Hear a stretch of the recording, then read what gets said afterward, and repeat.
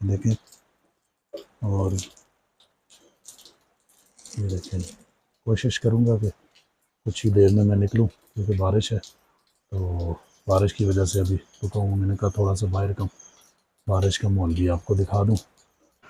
الحمد لله الذي خلقنا وجعلنا من أمة حبيبه المصطفى.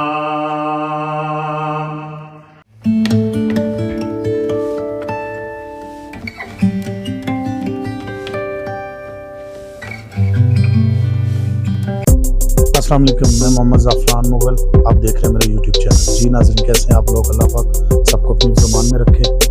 ناظرین، آج جمعۃ المبارک ہے، 9واں روزہ ہے، تو آج انشاءاللہ میں ابھی نکلوں گا نماز پڑھنے کے لیے. تیاری مکمل ہو چکی ہے، تو باقی یہ کہ دعا کریں میری والدہ کو اللہ پاک صحت عطا فرمائے. وہ بیمار ہے، تو سب احباب سے دعا کی درخواست ہے، اور میری والدہ کے لیے اور تمام امت مسلموں کے لیے جو لوگ بیمار ہیں، یا اللہ سب کو شفائے کاملہ عاجلہ مستمرہ نصیب فرما. تو باقی انشاءاللہ کچھ ہی دیر میں باہر نکلیں گے. بارش ہو رہی ہے، موسم بہت زبردست ہو گیا ہے. اللہ پاک کا شکر ہے، اللہ پاک کا خاص کرم ہے کہ رمضان کے جو روزے ہیں وہ بہت اچھے گزر رہے ہیں، اور اللہ پاک سب کو عبادت کی توفیق عطا فرمائے. انشاءاللہ آگے چلتے ہیں جی، انشاءاللہ پھر آپ کو بتاتے ہیں. جی تو ناظرین، یہ اس وقت بارش کا ماحول ہے جی. باہر بارش ہو رہی ہے، بہت زیادہ بارش ہے. دیکھیں،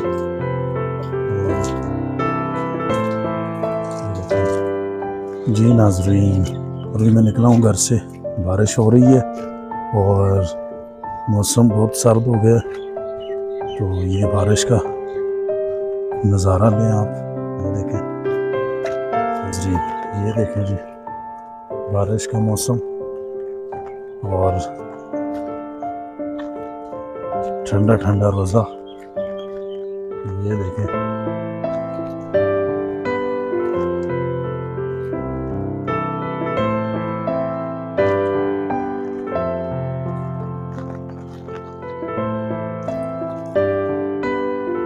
یہ سرسوں کا ساگ تیار ہو رہا ہے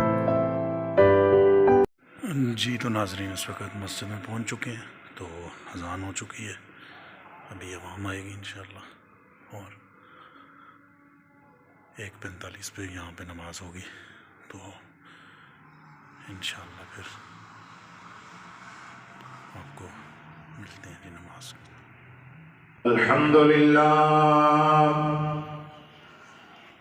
لله الذي خلقنا وجعلنا من أمة حبيبه المصطفى. والصلاة والسلام على نبيه ورسوله محمد خير الورى، وعلى آله الطيبين الطاهرين وأصحابه الراشدين المتأدبين كثيرا كثيرا إلى يوم اللقاء. أما بعد، فأعوذ بالله السميع العليم من الشيطان اللعين الرجيم. بسم الله الرحمن الرحيم. شهد الله أنه لا إله إلا هو، والملائكة وأولو العلم قائما بالقسط. لا إله إلا هو العزيز الحكيم. ببركته إن الله وملائكته يصلون على النبي. يا أيها الذين آمنوا صلوا عليه وسلموا تسليما. اللهم صل على سيدنا ومولانا محمد وعلى آل سيدنا ومولانا محمد وبارك وسلم وصل عليه. لائق سب تعظیم و تکریم، آج کی ان بابرکت ساعتوں میں رب ذوالجلال کے حضور تشریف لانے والے میرے پیارے مسلمان بھائیوں، قرآن مجید فرقان حمید برہان رشید سے ایک آیہ بینہ تلاوت کرنے کی سعادت حاصل کی ہے۔ رب ذوالجلال اس کے ضمن میں مجھے حق اور سچ بیان کرنے کی توفیق نصیب فرمائے۔ آمین۔ برادران گرامی القدر، رمضان المبارک کے اس بابرکت مہینے میں جب انسان اللہ کی رضا کے لیے روزہ رکھتا ہے، اپنے نفس کو قابو میں رکھتا ہے، تو اس کا دل بھی بڑا نرم ہو جاتا ہے، اور عام دنوں کے مقابلے میں رمضان المبارک میں سنی اور کہی جانے والی باتوں کا بندہ مومن پہ زیادہ اثر ہوتا ہے۔ اسی حاجت کو پیش نظر رکھتے ہوئے میں نے آج اس ذات کی حمد و ثنا بیان کرنے کے موضوع کا انتخاب کیا ہے جو ہم سب کا خالق و مالک بھی ہے اور ہم سب کا رازق اور ہمارا پالنہار اور ہمارا پروردگار بھی ہے۔ بے شک۔ سب تعریفیں اس ذات کے لیے کہ جس کی نہ کوئی مثل ہے نہ کوئی مثال ہے۔ سبحان اللہ، بے شک۔ رتبے مخلوق کے تولے جاتے ہیں، رتبے بنی ہوئی چیزوں کے تولے جاتے ہیں کہ کس کا رتبہ زیادہ کس کا کم ہے، لیکن وہ ذات کہ جو مخلوق نہیں، سارے اس کے بنائے ہوئے، جو کسی کی محتاج نہیں، سارے اس کے محتاج ہیں، جو سب سے بے نیاز ہے، اس ذات کی شان سب شانوں سے وراء الورا ہے۔ سبحان اللہ۔ اس کی شان کسی احاطے میں نہیں آ سکتی، کسی شمارے میں نہیں آ سکتی۔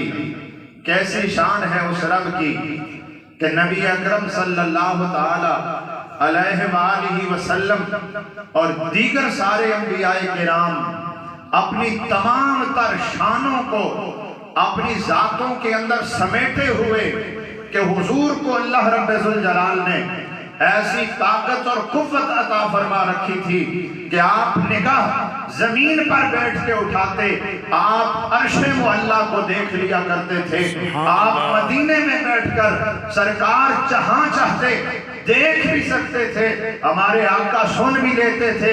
اور اب بھی ہمارا ایمان ہے کہ سرکار قبر انور کے اندر ہمارے درود و سلام کو سنتے بھی ہیں اور اس کا جواب بھی ارشاد فرماتے ہیں۔ اتنی طاقت اللہ نے سرکار کو عطا فرما رکھی ہے۔ دیگر انبیاء کرام کی بھی ساری طاقتیں اور قوتیں بجا اپنی جگہ، لیکن وہ اپنی ان ساری عظمتوں، رفعتوں اور شانوں کے باوجود بھی وہ اپنے رب کے محتاج ہیں۔ کسی بھی نبی کا، کسی بھی بڑی اور بزرگ ہستی کا کبھی بھی یہ دعویٰ نہیں رہا کہ وہ اپنے ذاتی کمال سے کسی عروج کو پہنچے ہیں یا اپنے ذاتی کمال کی وجہ سے کسی مرتبے اور منصب کو حاصل کر سکے ہیں۔ نہیں، سارے یہی کہتے تھے کہ اس رب کی تمام تعریفیں ہیں، وہ رب تمام شانوں کا مالک ہے جس رب نے اپنے بندے کو یہ شان عطا فرمائی ہے۔ سبحان اللہ۔ یہ سارے کمالات اللہ نے اپنے نبیوں کو عطا فرمائے، لیکن کسی نبی نے اپنی ذات کے اوپر فخر کر کے یوں نہیں کہا کہ میرے پاس یہ ہے یا میرے پاس یہ اختیار ہے، بلکہ سارے کے سارے اپنے اپنے اختیارات کو اپنے رب کی نوازش اور اس کی کرم نوازی سمجھا کرتے تھے۔ جب ان انبیاء کرام نے رب ذوالجلال کی حمد اور اس کی تعریف و ثنا کی، اب ہمارے آقا و مولا صلی اللہ علیہ وآلہ وسلم آخری اور صدارتی اور خصوصی خطاب کرنے کے لیے ہمارے آقا صلی اللہ علیہ وآلہ وسلم آپ جلوہ گر ہوتے ہیں، آپ کھڑے ہوتے ہیں اور آپ اپنے رب کی ان الفاظ کے ساتھ تعریف کرتے ہیں۔ فرمایا الحمدللہ الذی ارسلنی رحمت للعالمین، تمام تعریفیں اس ذات کے لیے ہیں جس نے مجھے رحمت للعالمین بنا کے مبعوث فرمایا ہے۔ سبحان اللہ۔ وَقَافَةً لِلنَّاسِ بَشِيرًا وَنَذِيرًا، اور جس نے مجھے ساری انسانیت کے لیے بشیر اور نذیر بنا کے بھیجا ہے۔ وَأَنزَلَ عَلَيَّ الْفُرْقَانَ، اور جس نے میرے اوپر قرآن مجید کو نازل فرمایا ہے۔ فِيهِ تِبْيَانُ كُلِّ شَيْءٍ، جس کے اندر ہر چیز کا بیان موجود ہے۔ وَجَعَلَ أُمَّتِي خَيْرَ أُمَّةٍ أُخْرِجَتْ لِلنَّاسِ، اور رب ذوالجلال نے مجھے ایسی امت عطا فرمائی ہے جو ساری امتوں میں سب سے بہتر امت ہے۔ وَجَعَلَ أُمَّتِي أُمَّةً وَسَطًا، اور اس رب کے لیے ساری تعریفیں اس رب کے لیے ہیں جس نے میری امت کو امت وسط بنا کے بھیجا ہے۔ وَجَعَلَ أُمَّتِي هُمُ الْأَوَّلُونَ وَالْآخِرُونَ، اور سب تعریفیں اسی ذات کے لیے ہیں جس نے میری امت کو اول و آخر بنا کے بھیجا ہے۔ وَشَرَحَ لِي صَدْرِي، جس نے میرے سینے کو کھول دیا۔ وَوَضَعَ عَنِّي وِزْرِي، جس نے میرے سارے بوجھ کو ہلکا کر دیا۔ وَرَفَعَ لِي ذکری، جس نے میرے ذکر کو بلند کر دیا۔ وَجَعَلَنِي فَاتِحًا وَخَاتِمًا، جس نے مجھے فاتح بنا کر اور خاتم النبیین بنا کے مبعوث فرمایا۔ وَسَمَّانِي رَؤُوفًا وَرَحِیمًا، اور جس نے مجھے رؤوف اور رحیم جیسے عظیم الشان نام عطا فرمائے ہیں۔ اللہ کا قلعہ ہے۔ فرمایا جس نے لا الہ الا اللہ کو اپنا ورد زبان بنا لیا، گویا وہ اللہ کے قلعے میں داخل ہو جائے گا، اور جو اللہ کے قلعے میں داخل ہو جائے پھر اسے کبھی عذاب چھو نہیں سکتا ہے۔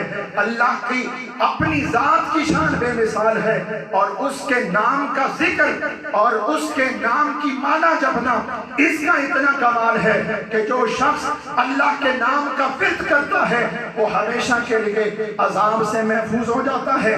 وہ اوپر لازم فرمایا ہے۔ اسی طرح حضور نبی اکرم صلی اللہ علیہ وآلہ وسلم نے ارشاد فرمایا، لوگوں سب سے افضل بات جو مجھ تک اور مجھ سے پہلے انبیاء تک پہنچی، اس سے افضل کوئی بات نہیں ہے۔